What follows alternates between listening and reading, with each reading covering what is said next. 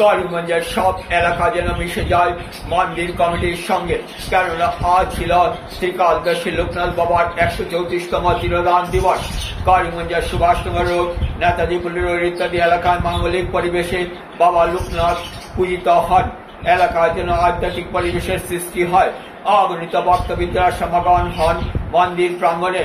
নেতাজি পল্লী রোড উৎসব কমিটির লোকনাথ বাবা প্রতিকৃতি সহ ডাকিদের নিয়ে সড়ক পরিক্রমা করেন। ছিল ভক্তিমূলক সঙ্গীতের আসর। নেতাজি মল্লিক উৎসব কমিটি মিডিয়ার সামনে কি অভিমত প্রকাশ করেন। বিভিন্ন গৃহ প্রতিষ্ঠানে বাবা লোকনাথ বাবার উৎসব আয়োজনের নানা কার্যক্রমের মাধ্যমে।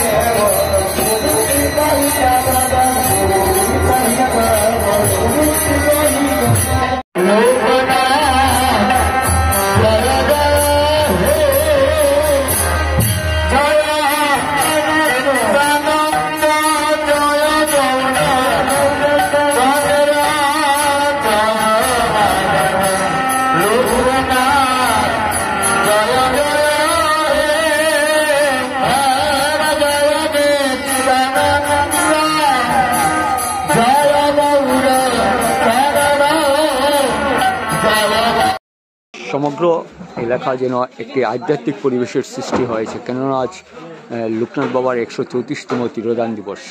তো আমরা দেখতে পাচ্ছি নেতাজি পল্লী এলাকাতে এক ভাবভঙ্গির পরিবেশের মধ্যে পুজো আয়োজন হচ্ছে এবং রয়েছে অন্যান্য কার্যক্রম। তো এ নিয়ে আপনি কী বলবেন?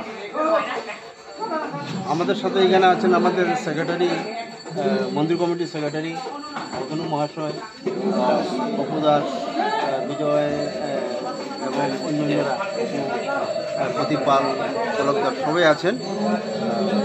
তো আজ ব্রহ্মচারী বাবা লোকনাথের 134তম তিরোধান এবং আজকের দিন সবাই লোকনাথ উৎসব বলেই পরিচিত। এবং 2002 সালের 4 সেপ্টেম্বর অর্থাৎ 18ই ভাদ্র আমাদের এই নেতাজি পল্লী লোকনাথ মন্দির ছোট্ট একটি বাসঘরে স্থাপন করা হয়েছিল।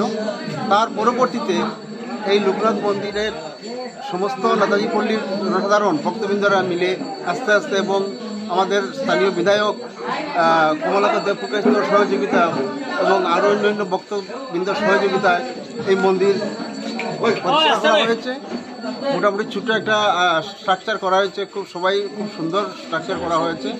এবং আজকের দিনে আমরা প্রতি বছরই আস্তে আস্তে আমাদের যে ছোটো পরিবেশের মধ্যে সকলের সহযোগিতায় আমরা প্রতি বছর একটা সুন্দর পরিবেশের সৃষ্টি আমরা করতে পারি। এবং যদিও আমাদের মন্দিরটা পরিসর খুব ছোটো এবং আমাদের পার্শ্ববর্তী আজাদসাগর রুট, নেতাজি পল্লীর সমস্ত মানুষ এবং অনেক জায়গার মানুষ আমাদেরকে এসে আনন্দ দান করেন, এখানে সহযোগিতা করেন।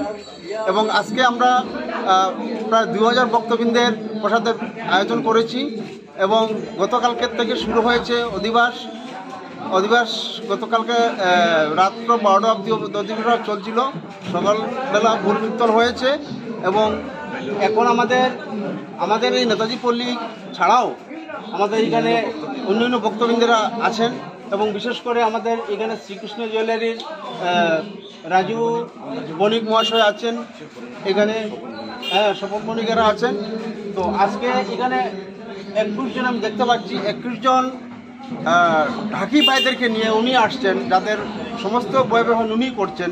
তো ওনাকে আমরা সবসময় আমাদের প্রত্যেকটা সহযোগিতা আমরা পাই, অনুষ্ঠানে আমরা পাই। তো ওনাকে আমাদের কমিটির পক্ষ থেকে অশেষ ধন্যবাদ জানাচ্ছি এবং সকলের সহযোগিতায় সুন্দরভাবে আজকে অনুষ্ঠানটা পরিচালিত হবে বলে আমরা বিশ্বাস করি এবং এই মেসেজের মাধ্যমে আমি সবাইকে আবার মন্দির কমিটির পক্ষ থেকে অসংখ্য ধন্যবাদ জানাচ্ছি, যারা গতকালকে এসে উপস্থিত হয়েছেন। আজকে সকালবেলা অনেক বক্তব্য যারা এসেছেন, সবাই যাতে এসে আমাদের এখানে স্বল্প আয়োজনে যাতে প্রসাদ নিয়ে যান। আমরা 2 থেকে 2.5 জনের ভিতরে মোটামুটি সম্ভব আমরা প্রসাদ ব্যবস্থা গ্রহণ রেখেছি। সবাই এসে আসলে আমরা খুব আনন্দিত হব এবং শান্তিভাবে শৃঙ্খলাভাবে সেটা হোক, এইটা বলে আমরা আশা করি। এবং আমাদের এই বন্যার যে পরিস্থিতি, তার জন্য আন্তরিক সবাই সহযোগিতা আমরা যতটুকু পারবো আমরা সাহায্য করার চেষ্টা আমরা করব এবং এই বন্যার দুঃসময় থেকে সবাই যাতে অতি তাড়াতাড়ি নিজের গৃহে ঘুরে যেতে পারেন বা রিলিফ নিয়ে যাতে সবাই সুন্দরভাবে সুস্থ দেহে ফিরে যেতে পারেন, আমরা সেটাই কামনা করি। এবং তার সঙ্গে বলে রাখছি আমি, আগামীতে আমাদের এই মন্দির প্রতিষ্ঠা 25 বছর পূর্ণ হবে এবং আমাদের কমিটির মধ্যেই সেটা একটা মনোবাসনা আছে। আগামীতে হয়তো একটু এটা করবো আর বিশেষ করে আমাদের এখানে দামবাবু আছেন, ওনারা অনেক উৎসাহ দেবেন। তো যাই হোক, আপনাদেরকেও আপনাদের অশেষ ধন্যবাদ জানাচ্ছি। ধন্যবাদ। আমাদের মন্দির কমিটির সেক্রেটারি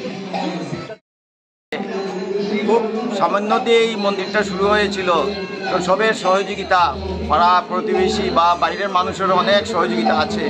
এই নিয়েই আমাদের মন্দির আজকে প্রায় বিল্ডিং তৈরি হয়েছে এবং আমরা যতবার যত রকমের সমস্যা আসে আমরা মন্দিরের তরফ থেকে, কমিটির তরফ থেকে যতটুকু পারি সাহায্য করি। এই কদিন আগে কোভিডের সমস্যা ছিল, কোভিডের সমস্যার মধ্যেও আমরা 2-3বার রিলিফ দিয়েছি। এবারও বন্যার মধ্যে আমরা চেষ্টা করবো রিলিফ দেওয়া যায়। আমাদের সামাজিক কাজকর্মের মধ্যেও আমরা সহযোগিতা আছি এটার মধ্যে।